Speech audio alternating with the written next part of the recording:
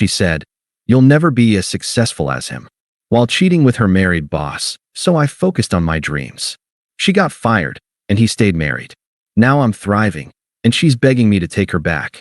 Hey viewers, before we move on to the video, please make sure to subscribe to the channel and hit the like button if you want to see more stories like this. Thanks. I never thought I'd be writing one of these posts, but here we are. This happened over the past year, and I'm finally ready to share the whole story. Names changed for obvious reasons. I'm Jake, 28, and up until 10 months ago, I was in what I thought was a solid 3-year relationship with Emma, 26.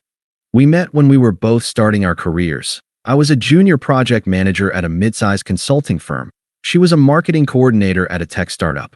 Back then, we were the perfect team. We'd stay up late talking about our dreams, supporting each other through the rough patches, celebrating the small wins together. Emma always had this drive that I admired. She wanted success, recognition, the whole package. I was more methodical. I believed in building something solid, taking calculated risks, earning my way up. Different approaches, but we balanced each other out. Or so I thought. The first crack appeared about 18 months ago when Emma got a new boss. Ryan, the VP of marketing, was everything I wasn't. Flashy, smooth-talking, always wearing expensive suits that probably cost more than my monthly rent. Emma would come home with stories about his latest deals, his new Tesla, his weekend in Vegas. "Ryan closed a $2 million deal today," she'd say, barely looking up from her phone. Can you imagine having that kind of impact? I'd just gotten a small promotion that week, but suddenly it felt insignificant. That's great for him. "Oh, by the way, Johnson said my presentation really impressed the client." "Jake, when are you going to start thinking bigger?" she interrupted. "Ryan started his own agency before this job. He takes real risks. I'm building something solid, Em. We talked about this. I want to make sure we have security before we talked about a lot of things." Her tone had this edge I'd never heard before. But watching Ryan work, he's just on another level. He doesn't settle for steady progress. That conversation stuck with me, but I brushed it off. Everyone gets inspired by successful colleagues, right? I had no idea how deep this obsession went. Over the next few months, everything I did got measured against Ryan's standard. I got excited about a client complimenting my work. Emma would mention how Ryan had 3 clients fighting over him that day. I surprised her with a nice dinner out. She'd casually mentioned the restaurant Ryan took the team to last week that cost twice as much. Ryan would have negotiated for more. Became her response to literally everything. Got a raise? Ryan would have negotiated for more. Chose a restaurant? Ryan would have picked somewhere better. Bought her flowers? Ryan would have gone with something more expensive. The worst part was how she started excluding me from her work life. Before Ryan, Emma would invite me to office parties, introduce me to her colleagues. Suddenly, I wouldn't fit in with that crowd. When I asked about the team dinner she went to, she'd get defensive. "It's just work stuff, Jake. You wouldn't find it interesting." But she'd come home glowing, talking about Ryan's insights for hours. How he saw the big picture. How he thought strategically. How he didn't get bogged down in details like some people. I started noticing other changes. New clothes that stretched our budget. A suddenly critical eye toward our apartment, our furniture, our entire life together. Emma began working late constantly, always on special projects with Ryan. The breaking point came 6 months ago. I came home excited because I'd finally gotten approval to lead my first major project, something I'd been working toward for 2 years. Emma barely looked up from packing what looked like an overnight bag. "That's nice," she said flatly. "I'm staying at Jessica's tonight. We have an early client meeting tomorrow." Something in her tone made my stomach drop. "Em, what's going on? You've been different for months. Are we okay?" She stopped packing and turned to face me. For a second, I thought I saw guilt flash across her face. Then her expression hardened. "Jake, I've been doing a lot of thinking, and honestly, we want different things. I need someone who matches my ambition. I am ambitious. I just got promoted twice this year, Jake." She said my name like she was explaining something to a child. "Ryan is buying a second office building. You're excited about a $3,000 raise. Don't you see the difference?" The words hit like a punch to the gut. This is about Ryan? This is about me needing more. You're content being average, and I can't pretend that's enough anymore. I want designer bags and nice cars and a partner who thinks bigger than monthly budgets and 5-year plans. I felt something cold settle in my chest. "Are you sleeping with him? That's not what this is about. but she wouldn't meet my eyes. This is about incompatible life goals. I'm moving out. I watched her pack the rest of her things in silence. 3 years together, and it came down to me not making enough money fast enough. When she was done, she stood by the door like she was waiting for me to beg or fight or promise to change. Instead, I said, "I hope you find what you're looking for. Don't make this harder than it needs to be, Jake. You'll understand someday that this is better for both of us." "I understand now," I said quietly. "You're right. We want different things." She left, and I sat in our suddenly too quiet apartment, feeling like my entire life had been judged and found wanting. But here's the thing about hitting rock bottom: it clarifies things. For months, I'd been second-guessing myself, wondering if Emma was right about my lack of ambition. Suddenly, I realized she was wrong about what mattered, but maybe right about one thing. I had been playing it too safe. I'd been developing a business idea for over a year, a consulting service for small businesses that couldn't afford the big firms. I'd done all the research, had potential clients interested, but kept putting it off because it felt risky. Emma leaving was the push I needed. I threw myself into the work. Nights, weekends, every spare moment. I wasn't trying to prove anything to Emma. I was proving something to myself. Within 2 months, I had my first client. Within 4, I had 5. I kept my day job for stability, but my side business was growing.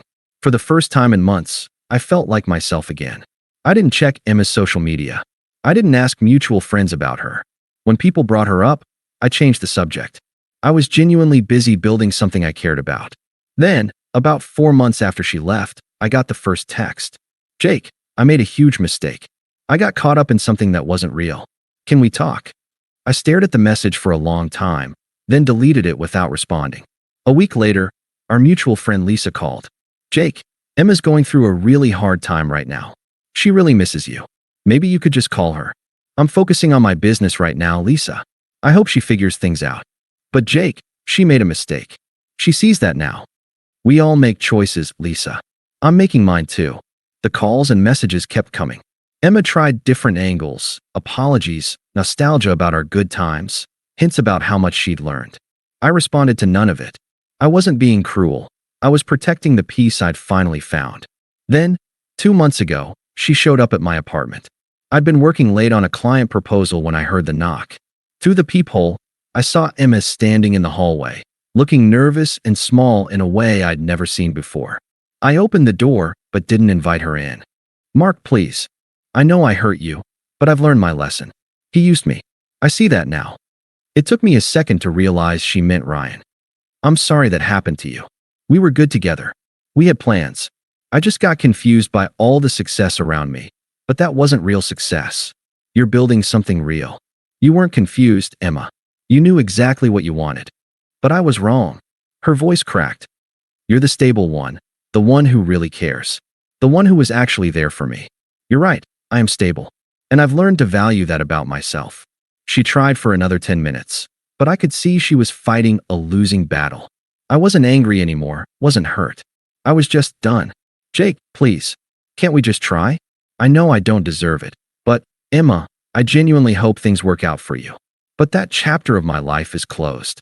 I closed the door gently and went back to my proposal. I heard her car start a few minutes later. The full story came out over the following weeks, mostly through Lisa, who couldn't help herself. Emma and Ryan had been having an affair for months before she left me. She thought she was his girlfriend, that he was going to leave his wife for her. Turns out, Ryan was married with 2 kids, something he'd hidden well at work. When Emma finally confronted him about his family, he was brutally honest. She was just work stress relief. He'd never planned to leave his wife, and with HR starting to investigate their relationship, one of them had to go. Guess who got thrown under the bus? Emma was fired for unprofessional conduct. Ryan kept his job, his wife, his kids, and probably moved on to the next naive employee who thought his attention meant something special. Emma struggled to find work at her level after that. Turns out, getting fired for sleeping with your boss doesn't look great on applications, especially in a tight industry where everyone knows everyone. Meanwhile, my business kept growing. I was making more from my side consulting than my day job, so I finally took the leap and went full-time. Scary as hell, but the most rewarding thing I'd ever done. Last month, I was at an industry networking event when I spotted Emma across the room. She looked good, professional, put together, but there was something different about her energy. Less confident, more cautious. She made her way over during a break. Jake, I didn't expect to see you here. You look really good. Hi, Emma. How are you? I'm rebuilding. New job, fresh start. Lower level than before, but it's honest work. She smiled, but it didn't reach her eyes. I've thought about you a lot. That's good that you're moving forward. I know I don't deserve it, but I keep thinking about us. About what we had before everything got complicated. We did have something good. I learned a lot from that relationship. Hope flickered across her face. So did I? Maybe we could try again. I'm different now, I promise. I understand what really matters. I'm sure you are. But I'm different too. I know what I want in a partner now. Her face fell. And that's not me. Emma, I genuinely wish you the best. But that chapter of my life is closed. Before she could respond, I felt a familiar hand on my shoulder. Rachel, the woman I'd been seeing for the past 4 months, appeared beside me with 2 drinks. Sorry, the line was crazy, Rachel said, handing me a beer. She looked at Emma with polite curiosity. Hi, I'm Rachel. Emma, she managed, and I could see her taking Rachel in. Rachel wasn't flashy or high maintenance. She was a teacher who'd started her own tutoring business, someone who understood the value of building something meaningful over time. Someone who got excited about my small wins and celebrated them like they were major victories. Nice to meet you, Rachel said warmly. Jake was just telling me about the new contracts he signed this week. 3 new clients. I'm so proud of him. I saw Emma's face change as she realized what she was looking at. Not just that I'd moved on, but who I'd moved on with. Someone who valued the exact things she'd dismissed as settling for average. Well, Emma said quietly, I should let you 2 get back to your evening. Take care of yourself, Emma, I said, and meant it. She nodded and walked away. Rachel squeezed my hand. Ex-girlfriend? She asked. Ancient history, I said, and realized I meant that too. That was 3 weeks ago.